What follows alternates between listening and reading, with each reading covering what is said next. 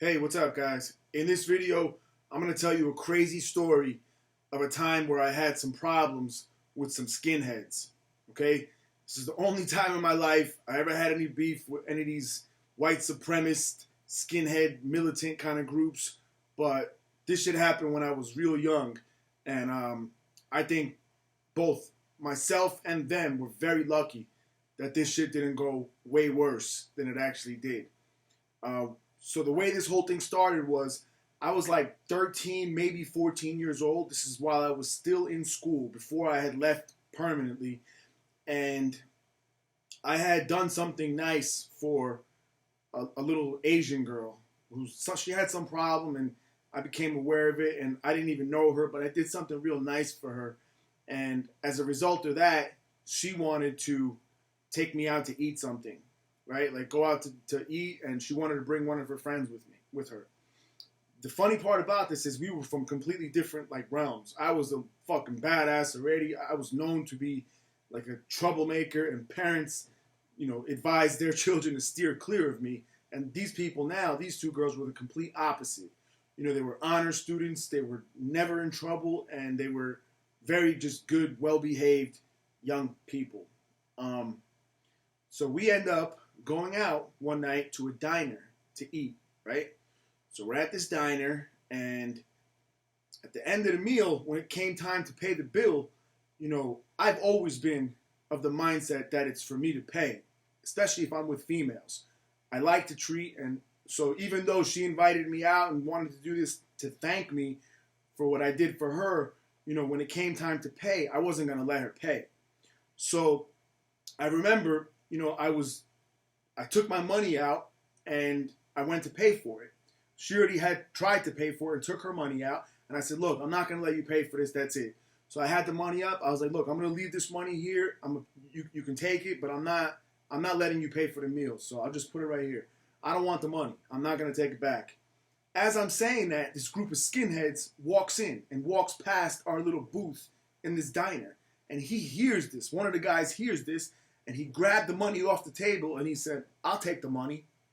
And he walked away with the money. My money, right? So now I'm looking at these two girls and I'm in shock. I'm like, what the fuck? And they're like, don't do anything. I thought it was a joke. I thought these guys were playing and it was a joke. So I said something. I got up and I was like, yo, come on, man, give me the money back. Give me the money back. It's not funny. And the guy's like, what money? I was like, the money you just fucking took from the table. He's like, I didn't take no money from you, man. Get the fuck away from me. Now there's 4 of these guys, and these guys are adults. They're not children. These guys are full grown, in their mid-20s or older. Adults. So I was like, so you didn't take my money? He said, no. I said, you're going to fucking play this game and try to steal my money from me. He said, I don't know what you're talking about. I said, you sure? He said, yeah. I said, all right. So I went back to the girls. They were all shooken up already and scared. They'd never seen anything even like this, even though nothing happened. Something was about to happen. And because of that, I told the girls, so you know what? Let's go. We went to the little waiting area where you walk in and there's a payphone there. This was before cell phones and shit. So I got on the phone and I made a couple phone calls to call some people to come meet me and back me up. And as I did that, I advised these girls, like, look, just wait in here in this room. Don't go outside. Don't go back in the diner. And just leave. It's like they called their ride. As soon as their ride was going to come, they were going to leave. So as this is happening, right, I walk outside. Now this diner and these booths that we were sitting on one side had these windows looking into the parking lot where all the cars were parked. So I walk outside and I see the guys, and I realized which vehicle was theirs, because it was a fucking jacked up, like big Ford Bronco on gigantic tires, typical fucking skinhead white boy kind of car. I knew it was them right away. So I walk up to the car and I get their attention. I'm waving at them now, and they look at me and they see me outside and I'm waving, getting all their attention, make sure all of them are looking.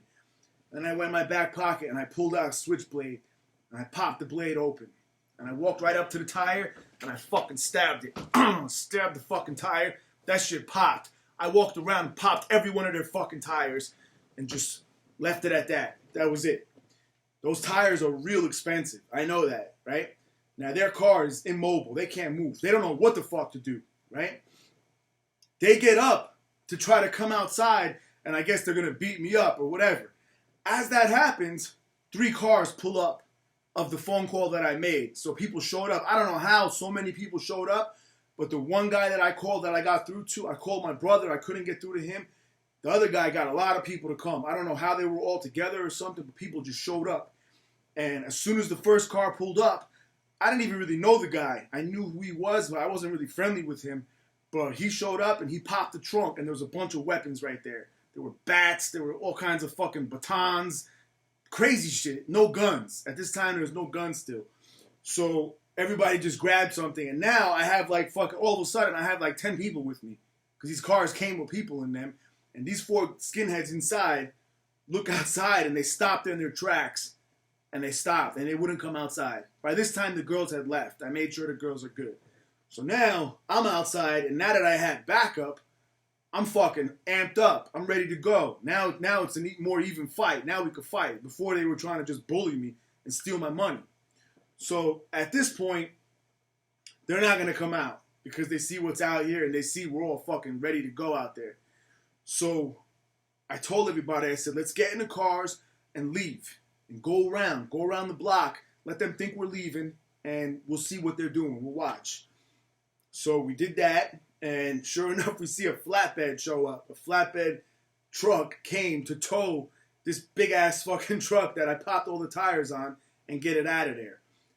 That happened, and 2 cars showed up of skinheads, okay, that they called. Their boys now showed up for backup. So now, they got their people. I got my people, but they don't know that we're watching them, that we're seeing them. As soon as this happens, right, we get back in the car and fucking come right at them and try to come at them. And the one car that I was in my friend's little Honda Accord that he thought was such hot shit back then because nobody really had any cars and shit. So he's in this car, and one of the other skinhead cars was also a truck. These guys drove pickup trucks. He tried to ram my friend. Right? He tried to smash him with the car, like head-on collision, and my friend was so worried about his fucking car that he took off. Instead of like just stopping right there and we all get out, like what should have happened, he takes off and this guy starts chasing him. So now all of a sudden, I'm being chased by a fucking truck full of skinheads, and I'm not supposed to be running. I had no intention of running, but my friend is driving. I'm like, yo, stop the fucking car, stop. He wouldn't stop. The other cars that were with me ended up chasing the other car of the skinheads. So everybody kind of broke up and split up. So as this happened, this is a crazy, crazy thing. A guy that I was friends with, okay, I mentioned him in another story. He's an older guy. Some of you said he did me dirty because he gave me coke and crack at a young age, and I ended up going to jail for it and never telling on him. But this guy showed up for me when this shit was going down. And when he showed up, all right, he came on his motorcycle. He drove a fucking Harley. This guy showed up on a motorcycle, black dude, and he sees my friend's car. He recognized the car that we were in flying down the road, and he sees this pickup truck behind us, like trying to hit us. So he's coming from the opposite direction. I'm watching him coming. I see him take his helmet off as he's riding and smash the fucking windshield as we're passing of the truck behind me. He took his helmet off and literally fucking threw it right through the windshield and smashed it. That car skid out and stopped right in the middle of the road. This is madness now. And we end up seeing the other car that was chasing the other car's skinheads and follow in pursuit with them. Now we're in a fucking car chase in the middle of this fucking place, and it's chaos all over the place. Tires screeching everywhere, people fucking doing crazy shit. And sure enough, the fucking police show up. So the cops show up. Nobody took off when the cops came. A bunch of cop cars came at the same time, and everybody just stopped. Nobody took off. Now, nobody said what happened. Like, everybody just, played stupid and didn't say shit. And my friend who had the Honda was so worried about denting up his car, this fucking idiot took a protein powder or creatine powder, some weight gaining shit, and he took it out of the big bottles that we used to buy it in, and he put it in a big Ziploc bag. And he had it for some reason in the back seat of his car. So when we get pulled over, right away the cops pull us all out. They see that.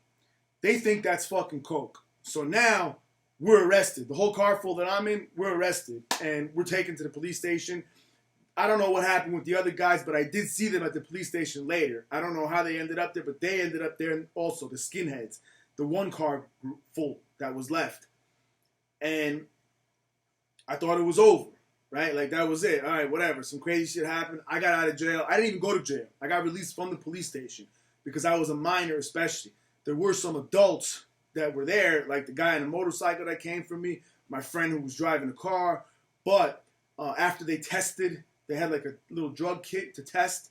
They realized that it was not coke, it was not drugs, and they let him go also. So basically, nobody got in trouble for this other than getting taken to the police department because nobody spoke. And at this point, like I said, I'm thinking this shit's over, right? I don't know who the fuck these guys are. I don't know where they're from. I'm thinking I'm never going to see them again. A couple months later, right, I went to like a different town to go to a carnival. They had these carnivals that come like once a year to certain different towns, right? And at that time, like I was already out of my home. I was kind of like homeless, like staying in the streets, staying out. I wasn't really trying to be home, so I was always out. So a lot of the times, you know, I'd end up by myself because everyone else had to go home or had somewhere to be. And so I'd be on the streets at night, all night by myself. Sometimes I'd be at a bus stop. Sometimes I'd be at a park. Sometimes I'd be at different people's houses if I could. This night, I was at this carnival, and there were people there that I met. Those people all left and were going home. I didn't have a home to go to. I didn't want to go, you know, so I just stayed by myself. And I remember I waited till the end. I stayed there. The whole carnival shut down, and it's late now. It's like after midnight, probably 1 a.m. And I'm walking through this empty parking lot, this giant parking lot. It's completely empty. And I'm cutting through, walking through, right? And it's completely silent and dark. All of a sudden, I hear from a distance, I hear a car. I look back, and I see headlights. And the car is stopped, and it's far away from me. And I couldn't see what kind of car it was, but I saw it was a big fucking truck. All of a sudden, they fucking stepped on the gas and came flying towards me. And right away, I realized that's that same fucking car, the truck full of skinheads that I popped the tires on, and these guys are trying to kill me. So I took off right away, and I didn't have no weapon on me. I had a knife on me, but this is a truck full of adult skinheads that I caused thousands of dollars of damage to, got them in trouble with the cops and, you know, fucked them up. This is not going to end well for me. I'm 13, 14 years old here. I'm like 110 pounds. It's not going to end out well for me. So I take off, and they literally tried to run me over, guys.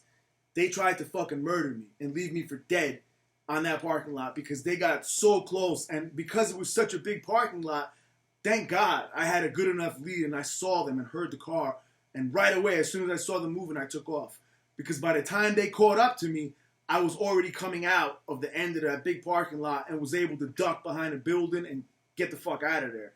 And that was it. So they didn't try to chase me on foot or nothing. They couldn't go where I went. I like jumped over a little fence, and right away I'm in between two buildings. They couldn't go. So they didn't come out and chase me. And that was the last time that I ever saw these skinheads. The last time I ever had any problem with skinheads. The only other encounter I had with any kind of Aryans and white supremacists and guys like that was in prison. And they were cool with me. I had no problem with them. I had no reason to have a problem with them. I never shared the story with them, though, for obvious reasons. And I wasn't cool with them like that anyway. But this was some crazy shit that happened that I thought you guys would enjoy hearing about. So I hope you enjoyed it, and I'll talk to you guys next time. Thanks.